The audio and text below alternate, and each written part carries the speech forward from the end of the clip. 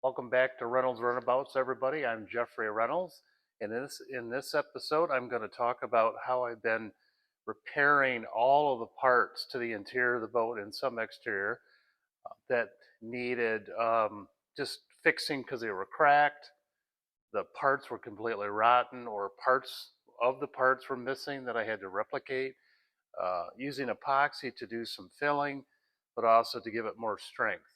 And I'll talk about how I use Smith's penetrating epoxy sealer to treat all of the parts, and I will also be treating the interior of the boat and the exterior in the end to give it the not only the lumber stock more strength and help it resist water, but also to give the plywood a longer life as it's a little more fragile, and how that works both with plywood and with lumber. So let's get to work.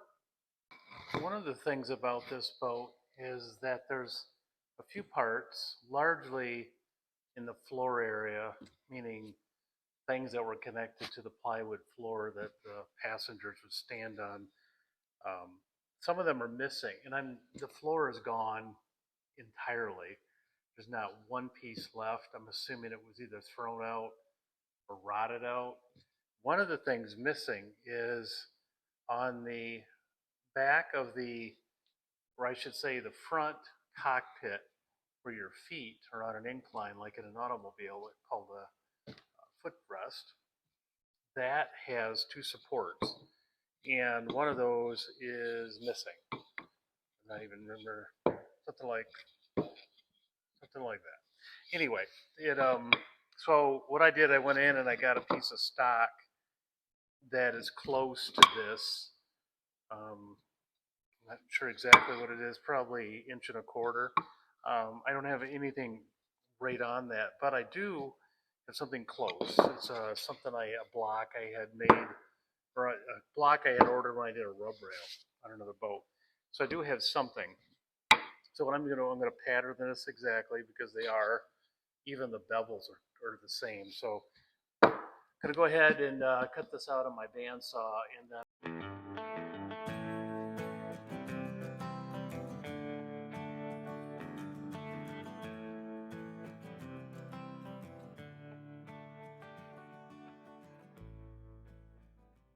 so I've replicated this old piece to a new piece. So now we have two. I have a sneaking suspicion that when I get to that part of rebuilding the boat, the floor, that there might have been a third, but the space is so small that I'm thinking two is probably enough. But I have that option when I get there. For now, I've got two more pieces made for that forward cockpit floor footpad area, and I will move on to now filling this inner keel vertical piece. This is the top, and this is the part that rotted when it was bedded, but not maybe as well. And I'm hoping with the new bedding compound and a bilge paint covering that whole area, now we won't have this problem anymore, but I have to fill that. So that'll be my next project. Some of the repairs I need to make to the floor stringer support, this not only gives rigidity to the boat, but also supports the seats, the floor. So these are the two outside stringers, meaning highest in the bilge, but were the most damaged. That's where the water evidently got in here and just stayed. And there's a knot here. And this is a Dutchman, which is really solid. I'm going to fill that with epoxy and then maintain this. Scarf is going to end here, so it won't be near the scarf. This has already been cut off.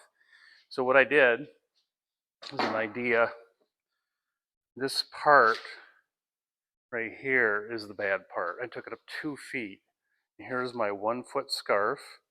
1 foot scarf for every inch of depth. So I'm going to literally cut 2 feet off because it's shot. There's another knot. And then I will scarf a 1 foot scarf with a new piece of plywood that I have ready for both pieces. So what I'm going to do is I'll notch this, take this off with my, just trying to keep that up in the air, take that off with my saw, and then that will be my new scarf beginning. And then I will run that through my table saw and make that angle cut, and then replicate it with the new pieces so that they'll be completely identical. And you'll notice I'm putting in a hook on both scarves. That gives you a little more strength and eliminates kind of a feathered edge. Here I don't mind because that feathered edge is part of the real wood. So I don't mind that as much. So I'm going to go ahead and cut that off, and then I'm going to go ahead and make my scarves on my table saw.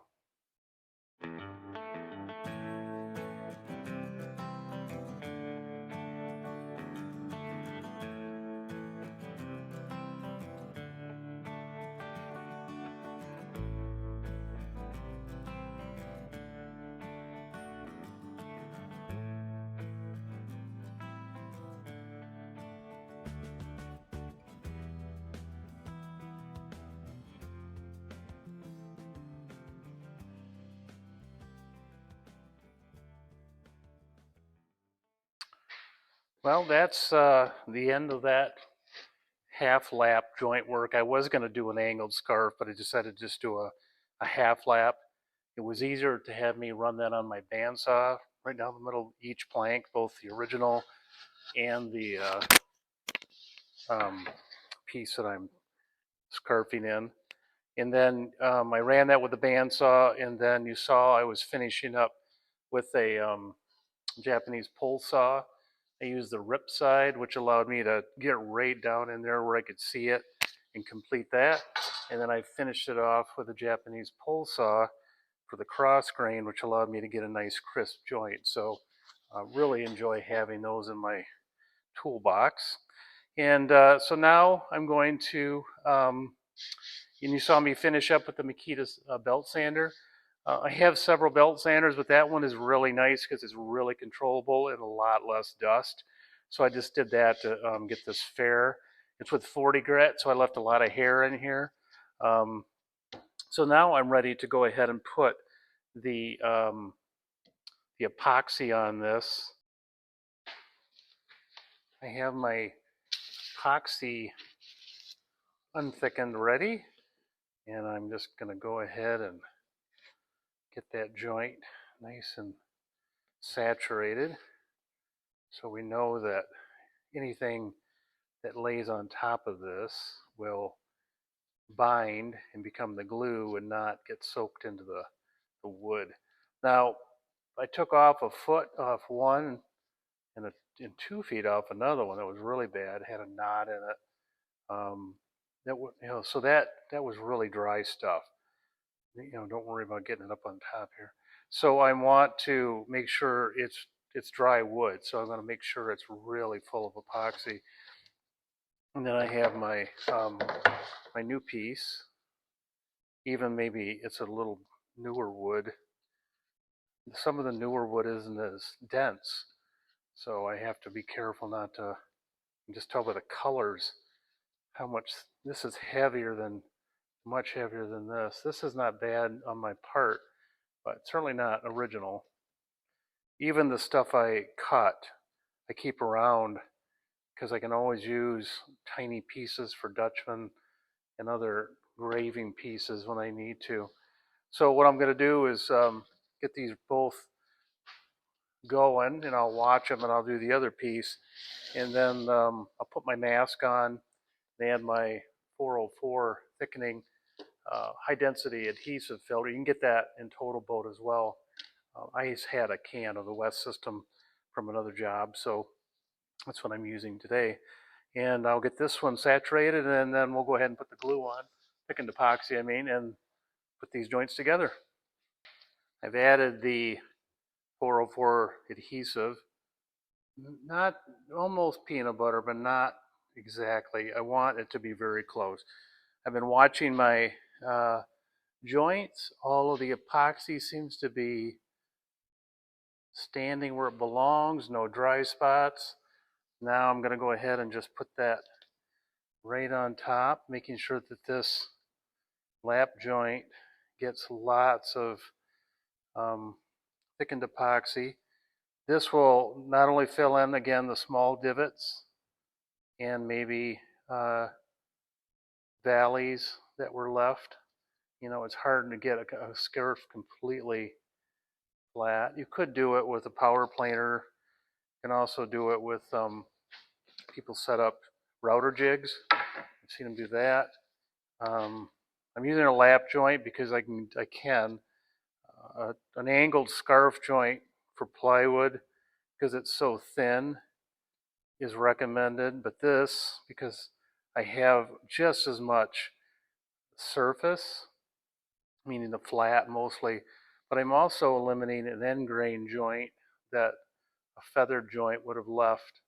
So this one will give me not only a really good area to glue, but it'll also allow me to keep the water, the end grains, uh, closed up in the joint so you won't see them, and that means the water won't get to them either. So you can see how one is considerably shorter than the other. And I'm going to put these two together, and I'm going to grab my clamps. And it's good to find a nice spot, a quiet spot to put these so they stay straight. I'm just going to give them a little pressure to get it started. Then I will do some arranging, last minute arrangements here, knowing I'm going to have to do some planing. So they're tight, but they're not extremely tight. And then I'm just going to let those go. And I'm going to do some cleanup. I've got some good squeeze out, which is what you want. I want to make sure that joint is full. If it's not, then you need to go in there and put more in and get squeeze out all the way around. So I'm going to do that other joint, and we'll call this project done. I'm finally ready to start putting the Smith's penetrating epoxy sealer on the interior parts of the boat. And I'll also be doing the interior of the boat as well. It's a very stinky process.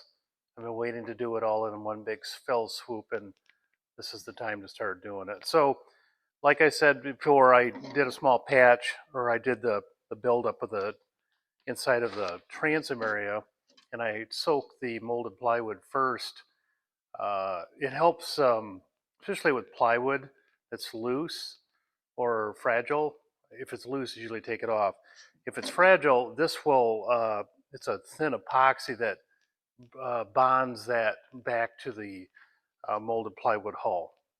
Yes, it's not epoxy, or excuse me, it's not hot resin glue that they used back in 1960, but it's the modern version, and this is what I do to not only help preserve the fragile interior of the boat and the outside, but also with timber, it soaks in deeper and it makes the wood stronger. So I'm going to do that. It also prevents moisture from getting into the wood and staying there.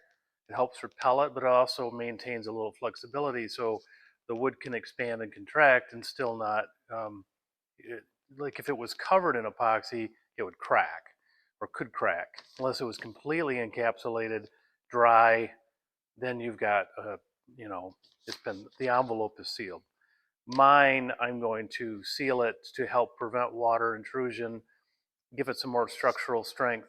And each of these fastener holes that are in here will get a dose of this. It'll soak down in there, helping to make that opening more waterproof, in addition to the bedding compound that will go between this and the boat itself will help with water intrusion. And the fastener will also be bringing bedding compound down into that hole. So that's the best I can do. And then I'm going to paint it. So everything will get painted in addition to having sealer on it and bedding compound. It'll get painted, and that'll be another envelope. So it should, with the owner taking care of it, keeping it dry, it should last for a long time. So when you use Smith's, clear penetrating epoxy sealer. I always use at least 7 mil gloves. The 5 just aren't enough, sometimes 9. These will get a little bit weird at the end if I use them a long time, so you know it's working on them.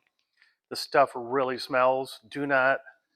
I do not use it unless I have a vapor respirator with, make sure your charcoal filters are up to date and work. I also have a ventilator that I use in my shop right over here, so it really should give me some nice draw.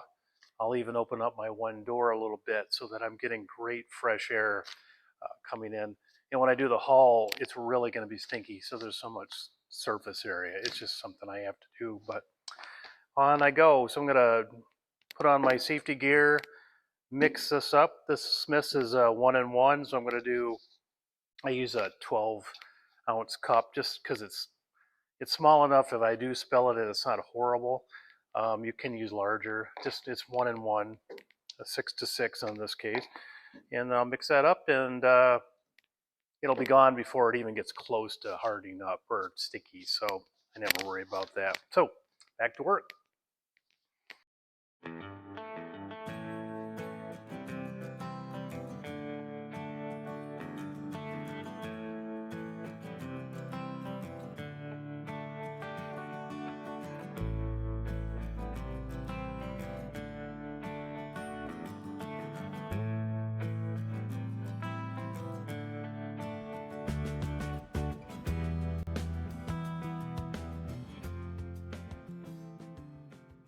Well, that concludes this episode. Thank you for tuning in.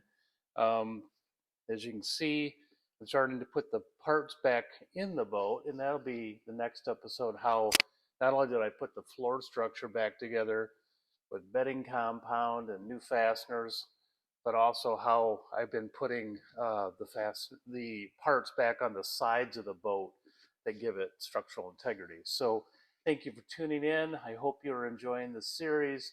If you're enjoying it a lot, please hit the like button. I always love receiving the positive feedback. And also, if you have comments or criticisms, please put those in the comments below. It's always interesting to hear what you're thinking, and maybe I'll learn something from what you're saying in those comments. So until then, I will see you in 2 weeks.